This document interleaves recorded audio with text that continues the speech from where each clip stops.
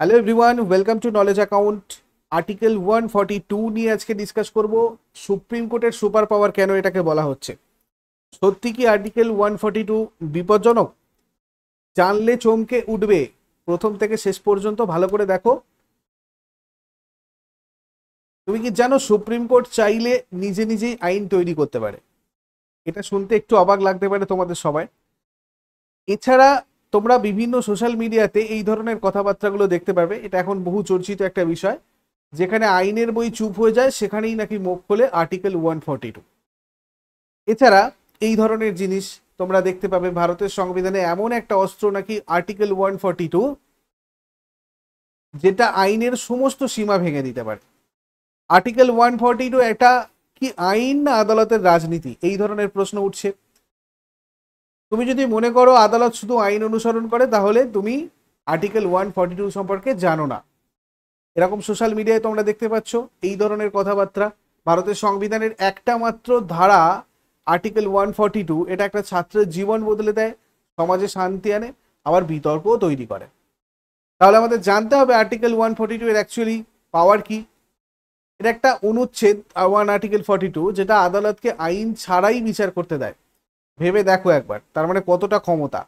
কেন আর্টিকেল 142 কে কেউ বলে ন্যায়ের তলোয়ার, আবার আবার কেউ বলছে গণতন্ত্রের পারমাণবিক বোমা। তো চলো ডিসকাস করি এটা নিয়ে। প্রথমে একটা ছোট্ট গল্প দিয়ে শুরু করি, যাতে সবার বুঝতে সুবিধা হয়। রাহুল একটা গরিব ঘরের ছেলে, অনেক কষ্ট করে জেইই অ্যাডভান্স পরীক্ষা দেয় এবং খুব ভালো একটা র্যাঙ্ক পায়। সে আইআইটিতে পড়ার যোগ্য। তো আইআইটি থেকে একটা মেল আসে, আগামী সোমবার বিকেল 5টার মধ্যে ভর্তি ফি জমা দাও এখানে পড়াশোনা করতে চাইলে। কিন্তু রাহুলের মায়ের কাছে টাকা নেই, রাহুলের ফ্যামিলির কাছে টাকা নেই এই সোমবার বিকেল 5টার মধ্যে ভর্তি হওয়ার জন্য। সে সেদিন দিনরাত কাজ করে, তার ফ্যামিলি দিনরাত চেষ্টা করে টাকা জোগাড় করার, কিন্তু বিকেল 5টায় না হয়ে সে ফিটা জমা দিতে যায় 5টা 2 মিনিটে, 2 মিনিট লেট হয়ে যায় এবং ওয়েবসাইট বন্ধ হয়ে যায়। ফি জমা দিতে সে আর পারেনি এবং তার আসন বাতিল হয়। রাহুল হতাশ হয়ে পড়ে। সে কি করে? চুপ করে না বসে থেকে যায় সুপ্রিম কোর্টের কাছে। এখন যদি আমরা শুধুমাত্র আইন দেখি, তাহলে আইনে লেখা আছে ফি দিতে হবে বিকেল 5টার মধ্যে। তাহলে আইন কি বলবে? সরি রাহুল, তুমি সময়ে ফি দাওনি, তুমি ভর্তি হতে পারবে না। কিন্তু সুপ্রিম কোর্ট যদি এরকম ভাবে, রাহুল গরিব ঘরের ছেলে, সে র্যাঙ্ক পেয়েছে, ইচ্ছাকৃতভাবে ফি দেয়নি এরকম তো নয়, সে চেষ্টা করেছে। কেবল 2 মিনিট দেরির জন্য তার কি ভবিষ্যৎ নষ্ট হবে? এখানেই আর্টিকেল 142 কাজ করে।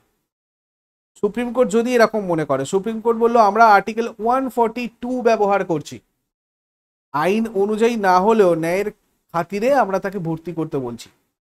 তুমি একজন এক্সট্রা সিট তৈরি করো, তুমি একজনের এক্সট্রা সিট তৈরি করো, সেই এডুকেশনাল ইনস্টিটিউটকে বললো সুপ্রিম কোর্ট। অন্য ছাত্রের ক্ষতি না করে রাহুলকে ভর্তি করো।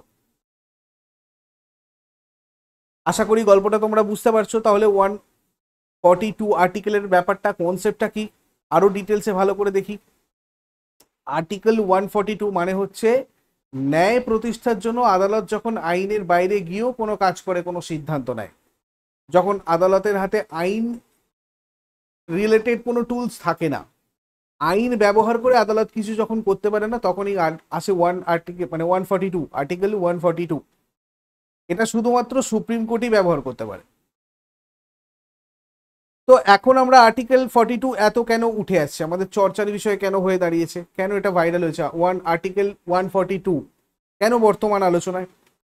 দেখো, তামিলনাড়ু রাজ্যের বিল অনুমোদন সংক্রান্ত একটা মামলা রিসেন্টলি সামনে এসেছে। তামিলনাড়ু রাজ্যপাল আর রাজ্য সরকারের একটা সংঘাত ছিল। একটু ডিটেলসে বলে দিই, ব্রিফে সংক্ষেপে বলে দিই। 2020 থেকে 2023 সালের মধ্যে তামিলনাড়ু বিধানসভা 13টা বিল পাশ করে, যার মধ্যে 10টা বিল রাজ্যপাল আর.এন. রবি অনুমোদন না দিয়ে আটকে রাখে। রাজ্য সরকার এই বিলগুলো পুনরায় পাশ করে রাজ্যপালের কাছে পাঠালেও তিনি সেগুলো রাষ্ট্রপতির কাছে বিবেচনার জন্য সংরক্ষণ করেন, যেটা সংবিধানের অনুচ্ছেদ 200 বিধান অনুযায়ী সঠিক নয়। সুপ্রিম কোর্ট নিম্নলিখিত সময়সীমা নির্ধারণ করে। দেখো, রাজ্যপাল বিল পাশ হওয়ার পর 1 মাসের মধ্যে অনুমোদন প্রত্যাখ্যান বা রাষ্ট্রপতির কাছে সংরক্ষণ করতে পারে। রাষ্ট্রপতি রাজ্যপালের মাধ্যমে প্রেরিত বিলের বিষয়ে 3 মাসের মধ্যে সিদ্ধান্ত নিতে হবে। এটা হচ্ছে নির্ধারিত সময়সীমা রাজ্যপাল এবং রাষ্ট্রপতির জন্য। তো সুপ্রিম কোর্ট স্পষ্ট করে যে রাজ্যপাল যদি কোনো বিল অনুমোদন না দেন তবে তাকে সেটা বিধানসভায় পুনর্বিবেচনার জন্য পাঠাতে হবে। বিধানসভা যদি সেই বিল পুনরায় পাশ করে তবে তখন রাজ্যপাল বাধ্যতামূলকভাবে সেটা অনুমোদন করে দেবে। এই প্রক্রিয়ায় রাজ্যপালের কিন্তু কোনো অ্যাবসলিউট ভেটো বা পকেট ভেটো প্রয়োগের কোনো সুযোগ থাকে না। এখন 2025 সালের 8ই এপ্রিল বিচারপতি জে বি পাডিওয়ালা এবং আর মহাদেবনের বেঞ্চ রায় দিয়েছিল যে রাজ্যপালের এই বিলম্ব এবং রাষ্ট্রপতির কাছে বিল সংরক্ষণ করা এটা সংবিধান বিরোধী। সুপ্রিম কোর্ট তখন আর্টিকেল 142 এর অধীনে তার বিশেষ ক্ষমতা ব্যবহার করে 10টা বিলকে ডিমড অ্যাসেন্ট বা অনুমোদিত ঘোষণা করে, অর্থাৎ এই বিলগুলো আইন হিসাবে কার্যকর হয়ে যায়।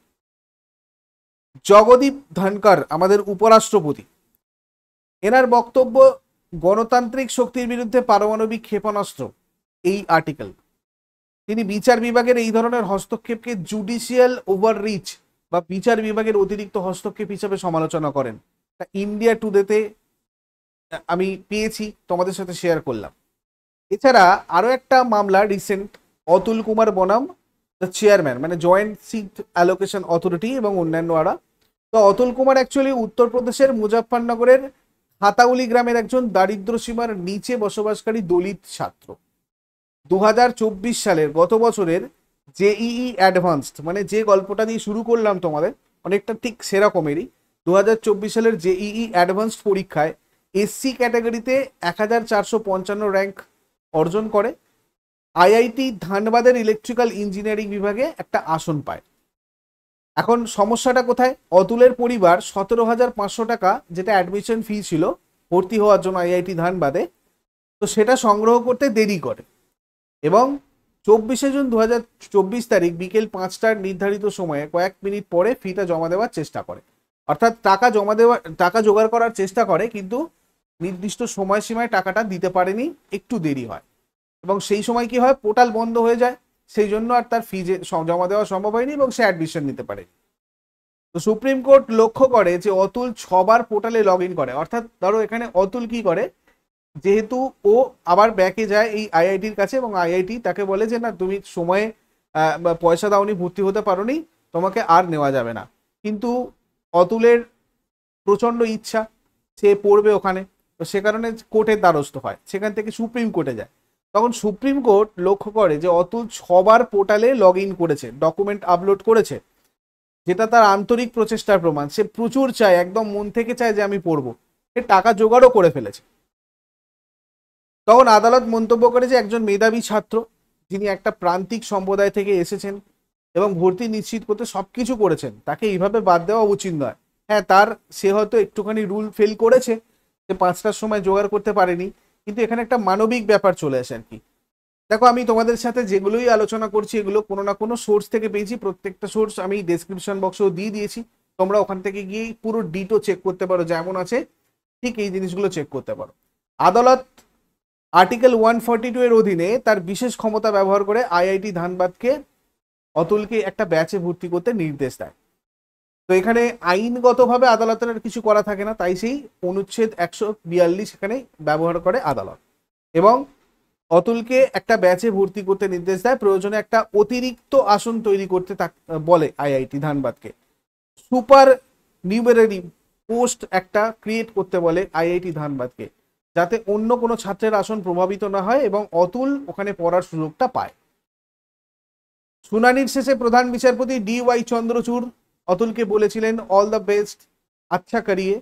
এটা দ্য টাইমস অফ ইন্ডিয়া থেকে আমি পেয়েছি। এছাড়াও অন্যান্য আরো অনেক নিউজ পেপারে এই ধরনের জিনিসগুলো রয়েছে, আমি সোর্স পুরো ডেসক্রিপশন বক্সে বলে দিয়েছি, তোমরা ওখান থেকে গিয়ে দেখতে পারবে। তো যাই হোক, অনুচ্ছেদ এই 142-এর যে অ্যাপ্লিকেশন বা প্রয়োগ, এই মামলাতে আমরা যদি দেখি, আদালত অনুচ্ছেদ 142 ব্যবহার করে কমপ্লিট জাস্টিস নিশ্চিত করেছে, যেখানে প্রযুক্তিগত ত্রুটি আর আর্থিক সীমাবদ্ধতার কারণে একজন মেধাবী ছাত্রের ভবিষ্যৎ অনিশ্চিত হয়ে পড়েছিল। তো তোমরা আমাকে এই পোর্শনটায় কমেন্ট করে জানানো, আদালত এক্ষেত্রে অতুলের সাথে ঠিকঠাক করেছে না করেনি, এই ব্যাপারে তোমার মতামত জানাবে। এছাড়া চণ্ডীগড় মেয়র নির্বাচন সংক্রান্ত আর একটা জিনিস আছে, এটাও রিসেন্টলি হয়েছে 2024-এ। এখানে কি হয়, চণ্ডীগড় পৌর কর্পোরেশনের মেয়র নির্বাচন অনুষ্ঠিত হয় যেখানে 35 জন কাউন্সিলর একজন সংসদ সদস্য ভোট প্রদান করে। প্রথম প্রধান প্রতিদ্বন্দ্বী ছিলেন আম আদমি পার্টি আর কংগ্রেসের সমর্থিত কুলদীপ কুমার আর ভারতীয় জনতা পার্টির মনোজ সোনকার। তো নির্বাচনের ফল বেরোয়, সেখানে মনোজ সরকার 16টা ভোট পেয়ে বিজয়ী ঘোষণা হয়, কিন্তু কুলদীপ কুমার 12টা ভোট পায়। এখন এই 8টা ভোটকে অবৈধ ঘোষণা করা হয়, যেটা কুলদীপ কুমারের পক্ষে ছিল, যে 12টা ভোট পেয়েছিল তার পক্ষে ছিল। এবার ভোটে জালিয়াতির অভিযোগ হয়, কোর্টে কেস হয়। নির্বাচনের সময় ভিডিও ফুটেজ দেখা যায় যে প্রিসাইডিং অফিসার অনিল মাসিহো বলে একজন, তিনি নিজেই 8টা ব্যালট পেপারে মানে ভোট দিচ্ছে না, যেটা পরে অবৈধ ঘোষণা করা হয়। এই ঘটনাটা ভোট জালিয়াতির স্পষ্ট প্রমাণ হিসেবে বিবেচিত হয়। এখানে সুপ্রিম কোর্ট হস্তক্ষেপ করে। কুলদীপ কুমার এই ফলাফলের বিরুদ্ধে সুপ্রিম কোর্টে আবেদন করেছিল এবং supreme court video footage ballot paper পর্যালোচনা করে দেখতে পায় যে 8টা অবৈধ ভোট ঘোষণা করা ভোট আসলে বৈধ ছিল এবং কুলদীপ কুমারের পক্ষে পড়েছিল। তো এই প্রেক্ষিতে সুপ্রিম কোর্ট কি করে, সংবিধানের অনুচ্ছেদ 142 প্রয়োগ করে এবং নির্বাচনের ফলাফল বাতিল করে কুলদীপ কুমারকে বৈধভাবে নির্বাচিত মেয়র ঘোষণা করে। আদালত উল্লেখ করে নির্বাচনী গণতন্ত্রের মৌলিক আদেশ রক্ষা করা আমাদের দায়িত্ব, এক্ষেত্রে আদালত কমেন্ট করেছিল। এছাড়া অযোধ্যা রায় বিতর্কিত 2.7 একর জমি, আদালত এই জমি কেন্দ্রীয় সরকার কর্তৃক গঠিত একটা ট্রাস্টের হাতে হস্তান্তরের নির্দেশ দেয়, যেখানে রাম মন্দির নির্মিত হবে। মসজিদ নির্মাণের জন্য 5 একর জমি ছিল। সুন্নি সেন্ট্রাল ওয়াকফ বোর্ডকে অযোধ্যার একটা উপযুক্ত স্থানে 5 একর জমি বরাদ্দের নির্দেশ দেয় আদালত, যেটা বাবরি মসজিদের পরিবর্তে এটা একটা নতুন মসজিদ নির্মাণের জন্য। এই জায়গাটা নিয়ে তোমরা উল্টোপাল্টা কেউ কমেন্ট করবে না, আমি বেশ কিছু রেপুটেটেড নিউজ পেপার থেকে তোমাদের এই জায়গাটা দিয়েছি, কেননা এটা নিয়ে অনেক বিতর্ক রয়েছে। নির্মোহী আখড়ার দাবি, আমার উদ্দেশ্য শুধু তোমাদেরকে 142টা বোঝানো, তার জন্য কয়েকটা জায়গা হয়েছে সেটা আমি তোমাদেরকে বলছি আর কি। তো নির্মোহী আখড়ার দাবি, আদালত নির্মোহী আখড়ার দাবি খারিজ করে, তবে অনুচ্ছেদ 142 প্রয়োগ করে ট্রাস্টে তাদের উপযুক্ত প্রতিনিধিত্ব দেওয়ার নির্দেশ দেয়। সুপ্রিম কোর্ট সংবিধানের এখানেও 142 প্রয়োগ করে, আদালত মুসলিম সম্প্রদায়কে 5 একর জমি বরাদ্দ করে, যেটা একটা ভারসাম্যপূর্ণ এবং ন্যায়সঙ্গত সমাধান হিসেবে বিবেচিত হয়। এই রায় ভারতের ইতিহাসে একটা গুরুত্বপূর্ণ মাইলফলক হিসেবে বিবেচিত হয়, যেটা দীর্ঘদিনের ধর্মীয় আর রাজনৈতিক বিতর্কের অবসান ঘটায়। আদালতের এই সিদ্ধান্ত দেশের ধর্মনিরপেক্ষতা আর আইনের শাসনের প্রতি আস্থা পুনঃপ্রতিষ্ঠা করে। এছাড়া ভোপাল গ্যাস ট্র্যাজেডি তোমরা সবাই শুনেছো, 1989 হয়েছিল। 1984 সালের 2 থেকে 3 ডিসেম্বর রাতে মধ্যপ্রদেশের ভোপালে ইউনিয়ন কার্বাইড ইন্ডিয়া লিমিটেড ইউসিল পরিচালিত কীটনাশক কারখানা থেকে বিষাক্ত মিথাইল আইসোসায়ানেট গ্যাস লিক হয়ে বিশ্বের অন্যতম ভয়াবহ শিল্প দুর্ঘটনা ঘটে, যেখানে প্রায় 3800 জনের মৃত্যু হয় এবং 1 লক্ষেরও বেশি মানুষ গুরুতরভাবে আহত হন। 1989 সালের সুপ্রিম কোর্টের রায়, এটার ক্ষেত্রে যেটা হয়েছিল, সুপ্রিম কোর্ট অনুচ্ছেদ 142 প্রয়োগ করেছিল। দুর্ঘটনার পর ভারত সরকার ইউনিয়ন কার্বাইড কর্পোরেশন এর বিরুদ্ধে ক্ষতিপূরণের দাবি করে এবং 1985 সালে ভোপাল গ্যাস লিক ডিজাস্টার মানে প্রসেসিং অফ ক্লেমস অ্যাক্ট প্রণয়ন করে। এই আইনের মাধ্যমে সরকার ভুক্তভোগীদের আইনি প্রতিনিধি হিসেবে কাজ করে। 1989 সালের 14 এবং 15 ফেব্রুয়ারি সুপ্রিম কোর্ট সংবিধানের অনুচ্ছেদ 142 প্রয়োগ করে একটা চূড়ান্ত নিষ্পত্তি আদেশ দেয়, যার মাধ্যমে ইউসিসি মানে 470 মিলিয়ন প্রায় 725 কোটি টাকা ক্ষতিপূরণ দিতে সম্মত হয়। এছাড়াও আরো অনেক মামলা রয়েছে, আমি তোমাদের সাথে ডিটেলস ডিসকাস করবো না। যেমন ধরো শিল্পা শৈলেশ বি বরুণ শ্রীনিবাসন, এখানে একটা বিবাহ বিচ্ছেদের কেস ছিল। সুপ্রিম কোর্ট বার অ্যাসোসিয়েশনের সাথে ইউনিয়ন অফ ইন্ডিয়া, তারপরে তোমার সাইরা বানুর সাথে ইউওআই এর একটা ছিল, ঠিক আছে, Anjali versus Chetan, Navneet Kaur versus state of Punjab. এরকম প্রচুর মামলা রয়েছে যে মামলাতে এই ধরনের 142 ইউজ করা হয়েছে। তো জগদীপ ধনকর এখানে আমরা কি বলেছে দেখলাম, ইনি বলেছেন আর্টিকেল 142 একটা পারমাণবিক অস্ত্র, যেটা গণতন্ত্রের উপর হুমকি হিসেবে ব্যবহৃত হতে পারে। এটার মধ্যে সুপ্রিম কোর্ট যখন রাষ্ট্রপতি বা রাজ্যপালদের নির্দিষ্ট সময়সীমার মধ্যে পদক্ষেপ নিতে বাধ্য করে, তখন আদালত সংসদের ক্ষমতা অতিক্রম করছে। তাহলে এটা বলছেন কে? জগদীপ ধনকর। আদালত যদি আইন প্রণয়নকারী সংস্থার ভূমিকা নিতে চায়, তাহলে এটা ক্ষমতার ভারসাম্য নষ্ট করবে। আইন আমাদেরকে তৈরি করে পার্লামেন্ট, তো আদালত সেখানে যদি আইন প্রণয়ন করার সংস্থা অর্থাৎ পার্লামেন্ট বা সংসদের ভূমিকা নিতে চায়, তাহলে এটা ক্ষমতার ভারসাম্য নষ্ট করবে। Doctor Abhishek Manu Singhvi, senior advocate এবং সাংসদ, ইনি মন্তব্য করছেন কি, আর্টিকেল 142 হচ্ছে একটা সম্মানজনক এবং ঐতিহাসিক ক্ষমতা, যেটা আদালত বহু বছর ধরে যুক্তিপূর্ণভাবে ব্যবহার করে এসেছে। এনার বক্তব্য, এটা কোনো অনিয়ন্ত্রিত অস্ত্র নয়, বরং সুপ্রিম কোর্ট নিজেরাই এর পরিসীমা এবং সীমা নির্ধারণ করে নিয়েছে।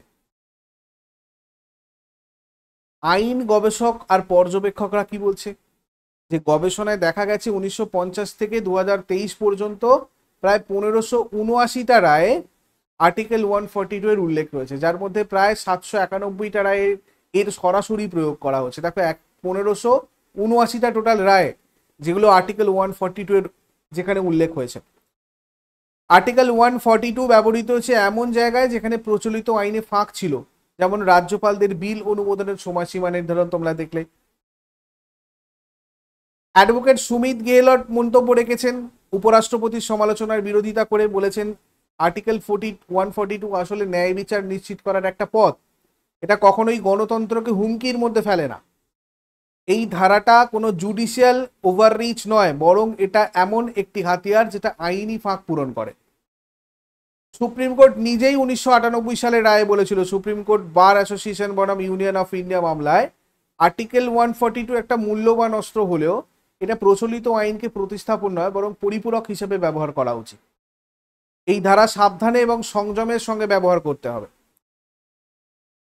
সংবিধানের প্রতিটা অনুচ্ছেদ কেবল আইন নয়, এটা একটা ন্যায় বিচারের পথ।